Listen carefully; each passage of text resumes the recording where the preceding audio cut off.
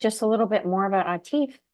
He's a passionate advocate for disability rights and also a seasoned public servant with a robust background in education as a former teacher. But he served as the Virginia Secretary of Education under Governor Northam, and he's currently a candidate for that 10th congressional district that she just mentioned. And so we're thrilled to have him with his deep expertise about the Disabilities Education Act and the other legislation impacting people in our audience, which is primarily the Ehlers-Danlos community, which unfortunately disables and knocks a lot of us out of the workforce. So we're looking forward to hearing from you on this discussion. And anybody that's watching the replay to learn about, disability advocacy and policy. And, as we try to navigate the challenges and celebrate the advancements in this field, I'm really thrilled about hearing your insights to help enrich our understanding. So take it away.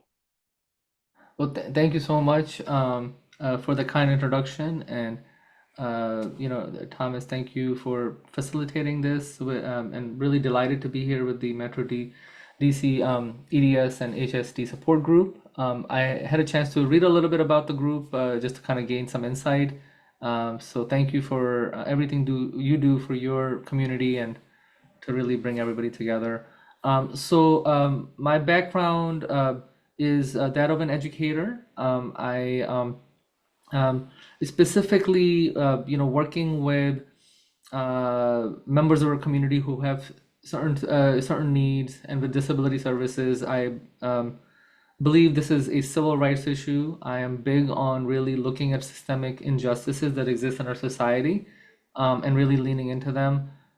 As a student, I'm sorry, as a teacher in Prince William County schools for 10 years, I had students from all different backgrounds and all different needs, and I saw like there were a lot of gaps in our education systems, and really creating an inclusive setting and meeting the accommodations and the needs of students. And then when I became a policymaker to lead the Commonwealth of Virginia, I really had an opportunity to work with a lot of different groups across the state who try to advocate for students with disabilities, and really working with families.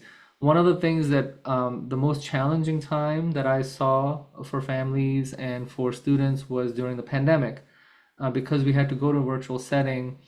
I saw that it deeply impacted all students, but specifically students with disabilities. It was really frustrating for families. I saw many families in tears. With really, it was a really challenging time. Not only it was impacting the health of people, but it was impacting the learning as well. And there's an intersectionality of both, right? It has an impact on individuals and the family itself. Specifically, as I'm, having this bid for Congress, I've dug even deeper. I've taken the different things I've learned throughout my career, professional career, in the repertoire, and there are specific policies that I'm really advocating for and trying to champion. But I also want to listen to you all to see what else can be done, because I believe that there's a lot that can be done in a meaningful way at the federal level. So one of the things I'm looking at is purely funded related, is that the Individuals with Disabilities Act, there were promises made in the 90s, but a lot of this was unfunded. So IDEA, for example, it's only about 12% of the way funded at the federal level. It's about a $24 billion gap that we're still not meeting. And if that were to truly get funded, it would really help with a lot of, improving services. It would help with recruitment of more educators who are professionally trained to meet the needs of the students. In addition to the education space, one of the things I'm also looking at is the Medicare waiver. With there's a lot of families, they move, whether they're adult or children. If they're moving from one state to another, they have to start the paperwork again, and then they get back in line to get the Medicare waiver exemption. And that's a big problem for a lot of people in our community. I've heard about that from over and over again from many people. So I believe with the reciprocity, we need a legislation that connects the dots throughout the state. So if somebody's moving from state to state, they don't get back in line. And I think that's an easy fix that can be done at the federal level. Um, in addition to that, just in general, I know I've been looking at, because we have a lot of federal employees in this district, the federal government and other, public and private sectors to see, okay, well, what are they doing with ADA compliance? Are they really meaningfully meeting the needs of, folks they employ? But at the same time, are looking at like hiring practices, whether it's, I don't know if you all are familiar with Schedule A, how that process work with federal hires versus others. So just looking at those existing policies to see, are they truly inclusive? Are they truly meeting the needs of everyone? Where are the gaps? I think if we start with the federal government first, which is the largest employer in the region, and then really take, strengthen those, and then go from there, and also look at all of our public and private settings. Again, there's just a lot of work to be done. But what I've heard from a lot of members of our community is just a growing frustration that we don't need to keep relitigating the civil rights issue. It feels like it's been decades that the commitments were made, but we haven't fully, lived up to those expectations and commitments that we made into law. So that's the frustration I hear from a lot of people. But with that, I want to turn it over to you.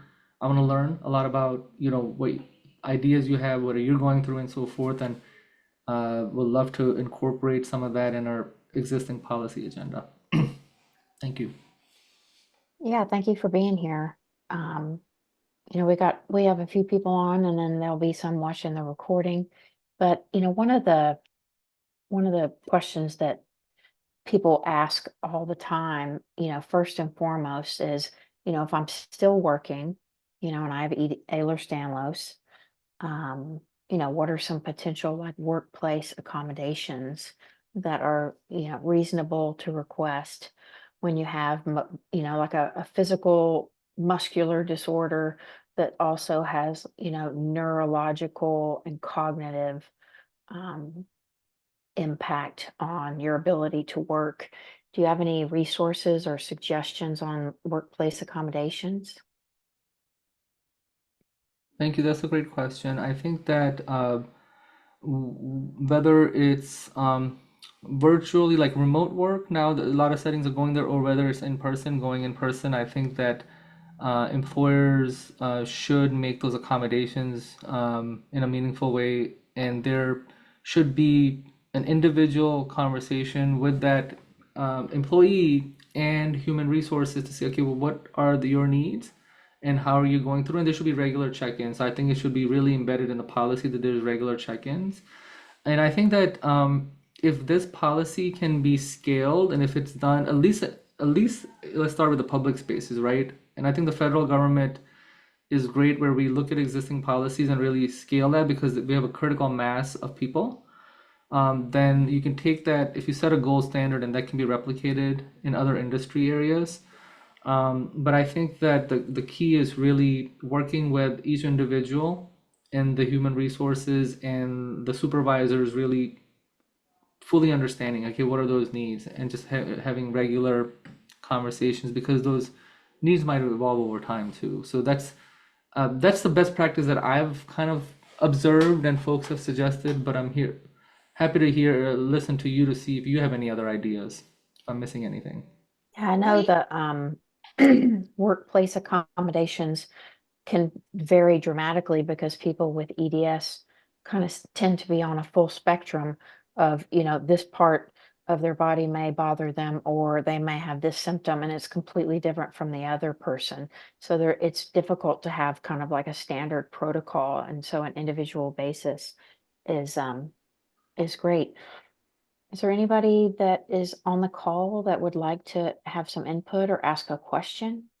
I would like to just ask if you have any suggestions. I know we have a few people who have put in for accommodations when they were working for the federal government or on leave with the federal government to get back, and their accommodations were denied.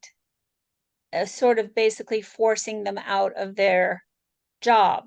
Uh, do you have suggestions, or are there resources, or how do you, I don't know if you're the right person to ask, or how do you sort of appeal or combat an office that is not being cooperative? I'm not the best person to ask about the nuances of, you know, uh, how federal agencies can, you know, deal in this manner, but I think where, from the basic understanding I have, is that with Office of Personnel Management, with OPM, if there is, unfortunately, because you have, you know, different HR for different agencies, so Department of Energy has their own, DHS has their own, DoD has their own, and the quality varies agency to agency. And I think that's also a problem, is that where some might be really good at reviewing these processes, so folks are not like, you know, if they go on a leave and there's no reentry, it shouldn't vary. The quality should be maintained at a high level across the board. So without not knowing too much, I think a good start policy wise is looking at OPM and having them do some sort of an audit of sorts with all the agencies to see where the gaps are, and looking at to see, okay, what folks have gone through the cycle and have been impacted in a negative way where they weren't allowed reentry for and whatever reasons, and to see, okay, why they were denied an opportunity to come back if they had to go on leave, or God forbid if they were denied employment. That shouldn't happen, right? If there's, because there should be, with Schedule A, there is a mechanism to look at folks' talents and their CVs in a non-discriminatory way. But is that followed with fidelity? Like, so I think there should be some accountability, and seeing if that accountability is really, really robust, to see if those practices are really working. So I'm not the best person to answer this question, but I did to my best of my abilities, trying to kind of give, based on my basic understanding, on how there could be some policy implementation to make things work better. Okay, thank you. And do you know how much support among other congressional people or congressional staffs or congressmen do you think there is up there to actually make some changes from the people that you've talked to in terms of improving the disability rights? So I think this is something that impacts all human beings across all communities. So unlike some issues that get hyper politicized and hyper partisan, I feel like with disability rights, if you are meaningfully having conversations without politicizing them, this impacts families across the country. So I believe you can build in good buy-in to assess where the gaps are, and put in some good policy which has teeth and resources behind it. Because in my experience as Secretary of Education, when we were talking about disability rights and with special education in general, this impacted families across Virginia, and this did not get politicized, unlike other issues. Um, Having said that, it did break my heart that there are significant funding gaps still.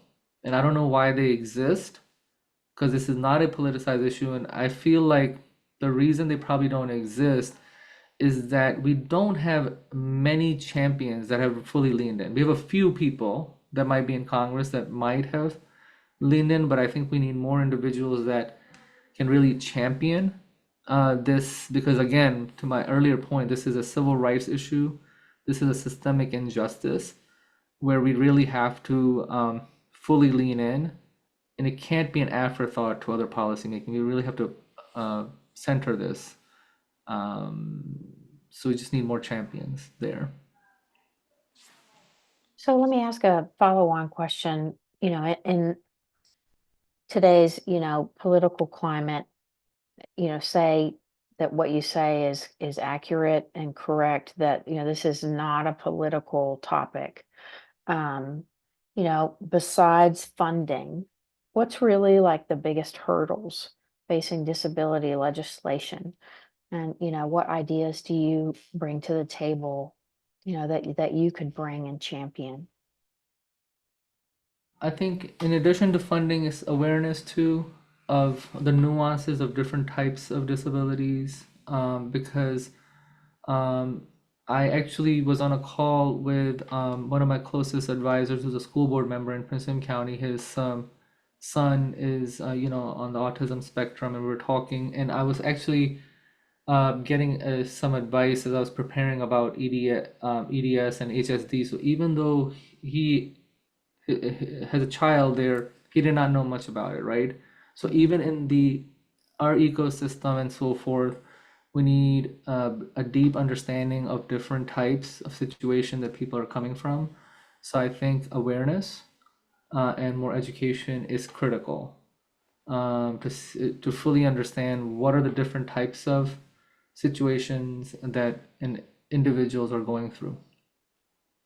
So bear with me for a moment. If someone is really new to this topic, can we give them kind of an overview? And I realize it might be from the state of Virginia perspective. That's where your expertise is. Like if you have a child that's in school and you need to get them some disability help, like where does a parent start?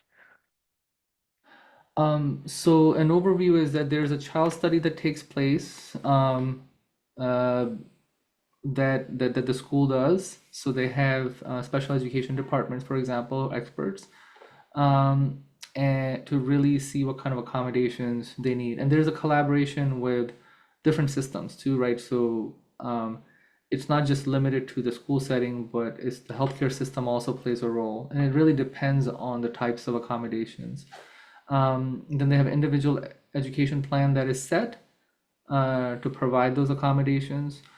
Oftentimes, depending on the type of disability, um, a local public school might not be able to provide those accommodations. So oftentimes, students have to be, transported to another school that has it, a public school, or it might even be a private setting where there's some, subsidized funding that can be given to the private setting. So it really depends on that. For example, I give you one example is that the Virginia School of Deaf and Blind, for example, that's in Stanton, Virginia.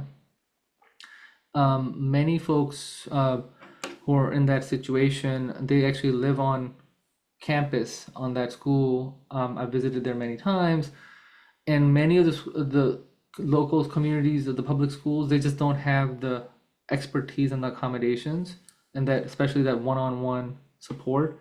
So many families opt to send their children there. There was a situation where one student I had, he was blind, and he opted not to, and he opted to stay in our public school setting. So there was a teacher assigned to him. So he had the services, the Braille services regularly there. So it really depends on the situation. But I guess to kind of close the loop on your initial question is that there's a child study that's done right away, and the schools move as fast as possible to make sure they provide the accommodations and the educational services as soon as possible. Yeah, and then they get that IEP, which can, Mhm. carry them through. Does it transfer kind of year after year? I mean, once you sort of get established? It does. The IEP, the 504 plans, they transfer. Within Virginia, they transfer also. Like if, say, a person from Fairfax were to move to Loudoun, it wasn't as seamless. We've made it seamless. We had to do a lot of cleanup to allow for these, the plans to transfer over, because there's not a centralized system. There is um, a federal policy impact here because one thing I realized is there's a lot of military families in Virginia who have to move around a lot. So we had several situations where the IEP would not easily transfer over and you have to start from scratch. And that was one of the biggest frustrations that these families said is that, hey, if I'm moving from Georgia or from California or from Florida to Virginia or vice versa, that the information doesn't easily transfer over. So that is something where a federal, like U.S. Department of Education, could lean in and say, hey, can we have a centralized system that protects the privacy, but allows for a seamless path to transferring IEPs over, because then there's a delay in services. So that was a thing that I often heard from, especially with military families who had children with different disabilities.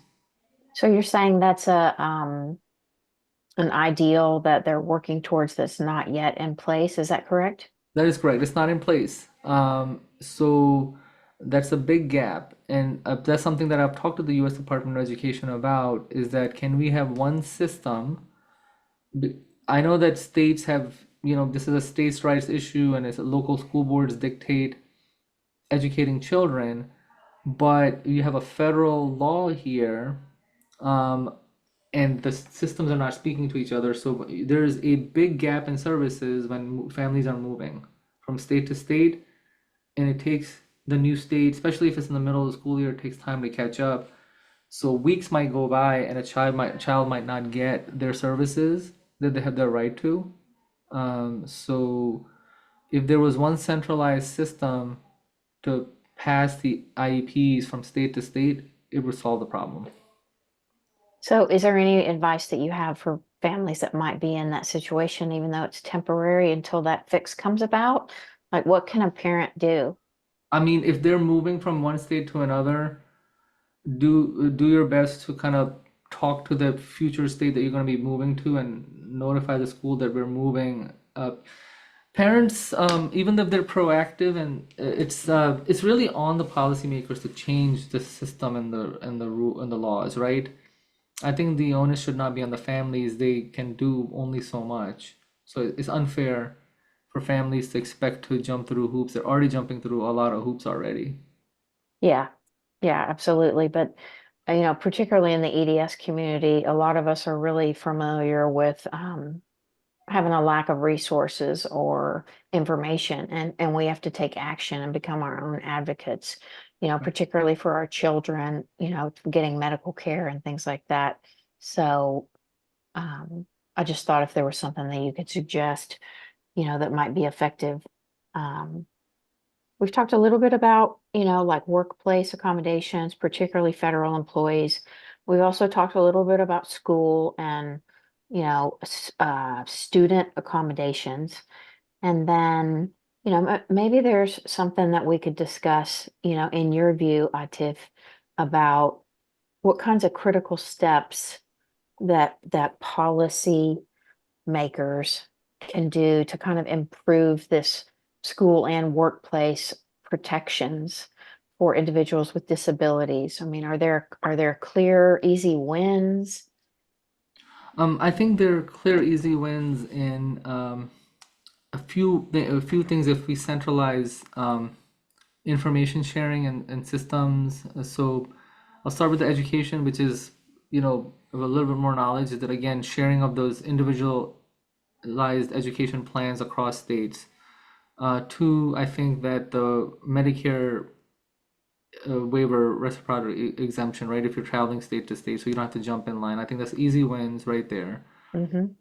And then I think in the workplace, really experimenting and starting with the federal government, because the federal government is generally the largest employer in the country, and especially in the Northern Virginia area, is that, again, it really comes down to that individualized attention, is that if there is a policy that requires all federal agencies to make sure that there's an individualized plan and that's ongoing and evolving, both for existing employees but also for hiring practices that it really takes everything into account. I think those are um, immediate fixes that can be done pretty quickly. And I would encourage folks to advocate for those a couple of those fixes. As we're talking about, our audience here is people with EDS.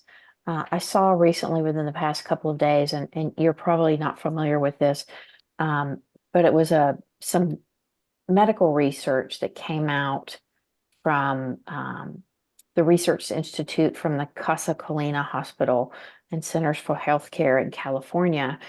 And it was an attempt to try and write an Ehlers-Danlos disability index, so that we could begin the discussions of, trying to have sort of a standard set of even questions of, this is how well you function or don't function, and your ability to care for yourself or work or go to school, which is the first thing, kind of like that I've seen.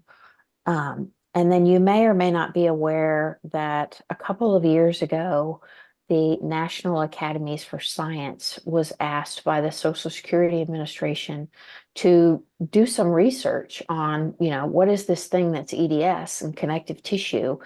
And, several doctors and policymakers and advocates, got interviewed to influence that information. That is a really dense report, but it goes through, like, if you have, Ehlers-Danlos, or you have some of the common comorbidities like dysautonomia or mast cell activation, it's sort of like a guide that a doctor wrote to give to a disability attorney to have the language to be able to defend, a connective tissue or EDS person's rights in a world where doctors don't always know about what our illness even is. So are those kinds of activities where, reports are being written and, indexes are being developed, is that a key piece in kind of the understanding and awareness that will come specifically to people with EDS? My question would be to, I guess I would flip the question back to you, is that do you think that would help? If it does, from your perspective, then it should be a policy change to raise that awareness, having a specific index that's, in front of, especially in work settings. I guess I'll flip the question is, do you think that would help? I mean, I'm looking at a copy of it right now, and, it's sort of like a multi-pronged questionnaire that, you go through and rate sort of on a scale of 1 to 10, like, rating your level of pain or the quality of sleep or levels of fatigue and ability to concentrate and deal with like brain fog and cognitive issues. Or it also addresses like balance problems. And then it goes into some more like specifics that are on, standing for however period of time, sitting for whatever period of time. I know me specifically, you know, I am battling with, maintaining or getting disability. And it's very hard to explain that, I can't sit in a chair for longer than this period of time because this is going to happen. Or I can't do X and Y. And when this first happened with me 5 years ago, my current employer at the time, I had POTS and didn't know it, which if you're familiar with dysautonomia, it's basically where your blood flow is not making it up to your brain. So you have syncope, passing out events. And so literally sitting up was really bad for my health, and so how do you go to an employer and say, I can't sit to do a desk job, Mhm. or I can't stand to do this, like retail job, when it's hard to prove that's what you have. So sometimes I feel like these reports or questionnaires are, can sort of raise the awareness and standardize the issues that we face so that more people can understand, the impact of this diagnosis, so that, in due time down the road, I mean, I know it will take time, that there can become a better understanding of, okay, here's the kinds of things that we can offer to them, for people that are going through this. I mean, The one thing I wanted to add with that though is when you have these questionnaires on the scale of say 1 to 10 in pain, Mhm. my pain level of a say a 3 might be somebody else's pain level of 10 because we're just so used to living with it. So sometimes these get a little subjective, and that makes it sort of harder to work with or to find some sort of standardization with. But I think, as part of this, my other question had been, and I'll just toss it out now, is what kind of things do you as a legislator think that we should do to motivate other legislators to get them more interested? Um, what type of activities can we do to help?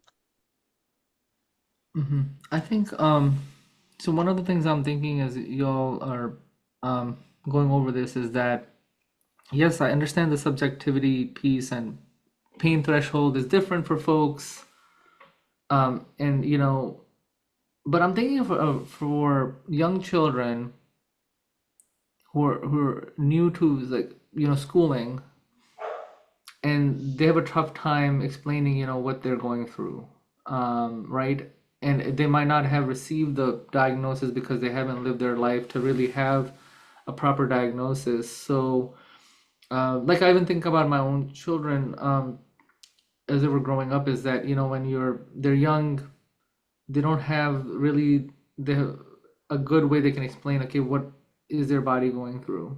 um, so I think that to answer your question about with working with legislators and policymakers, yes, awareness is one, but I think that we need to change the culture of work settings to become more understanding of.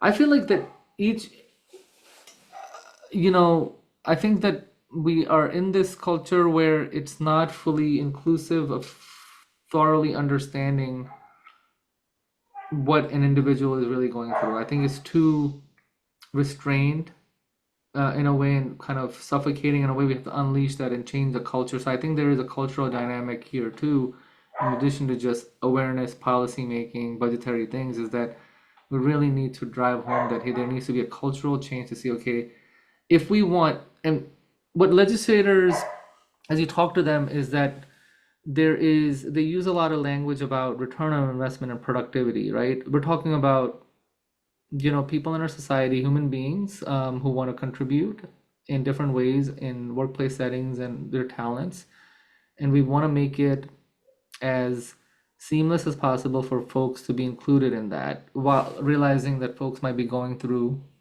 something that is you know ailing them from accomplishing them, and how can we change that culture to make it more inclusive. So I think framing that for legislators in that way, I think can be helpful. So in a nutshell, what I'm trying to say is that we do definitely need also a significant cultural change that takes a more inclusive approach. Does anybody else have any questions or thoughts, comments they'd like to share?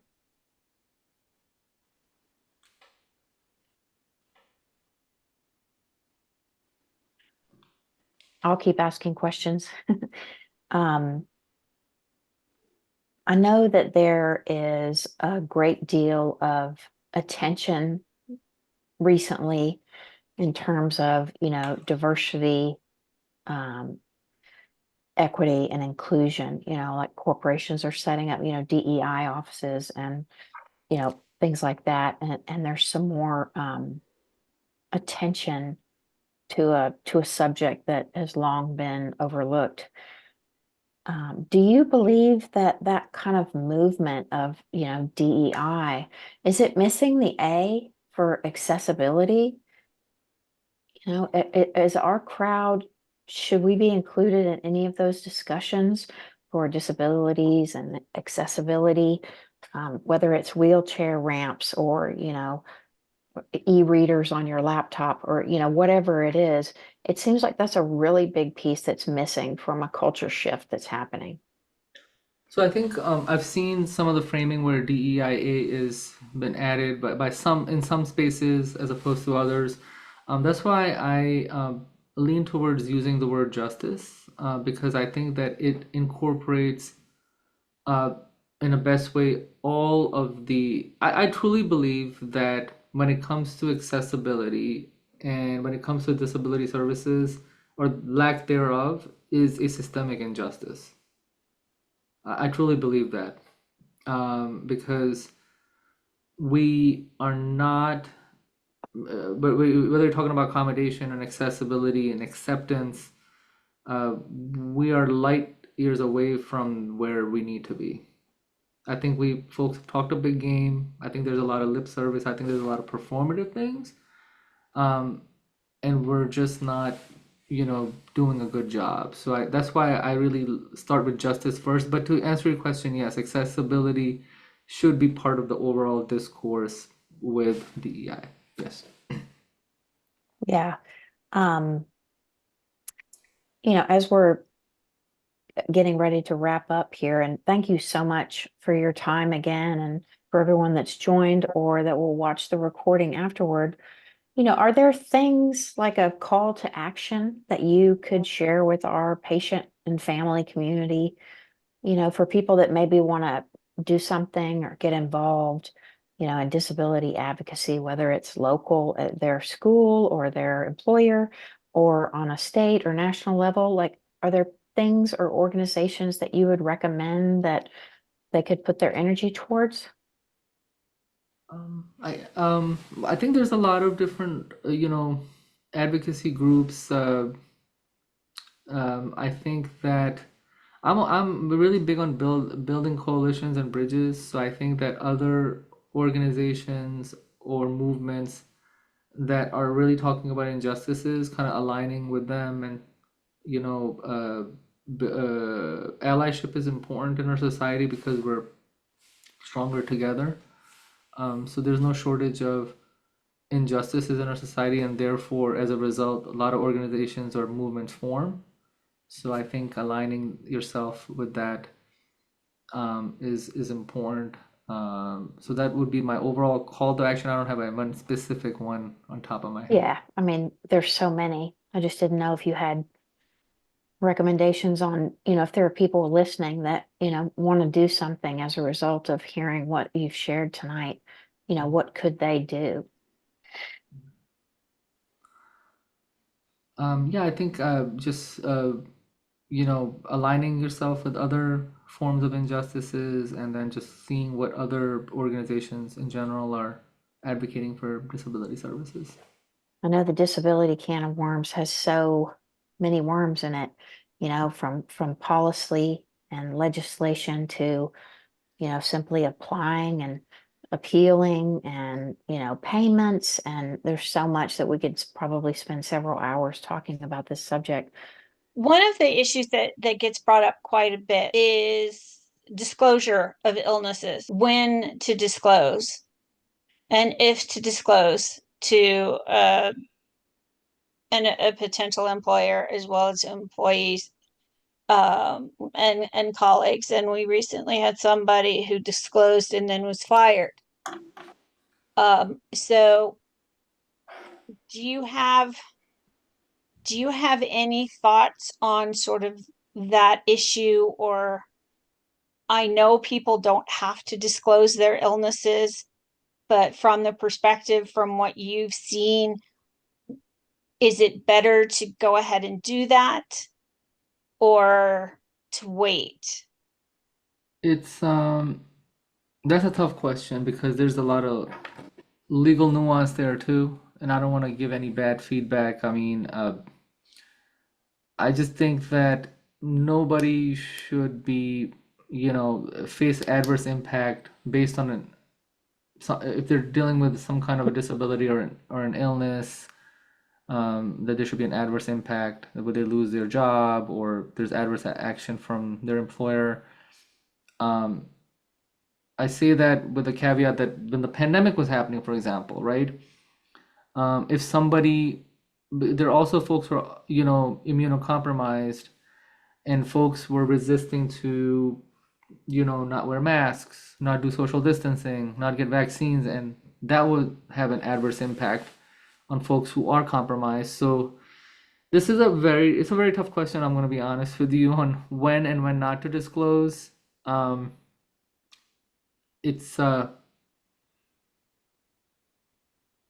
I yeah, I don't know what would be the best situation. So I think that it really depends on each individual circumstance.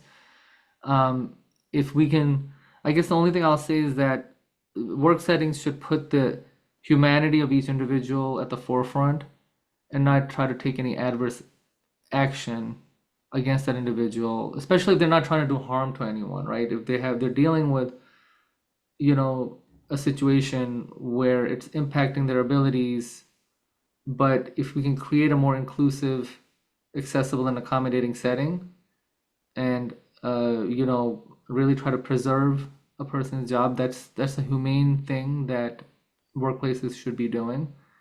I guess I'll end it there, but I'm sorry I don't have a definitive response on when not to disclose. I just don't think it's appropriate for me and for a variety of reasons to ask that definitively.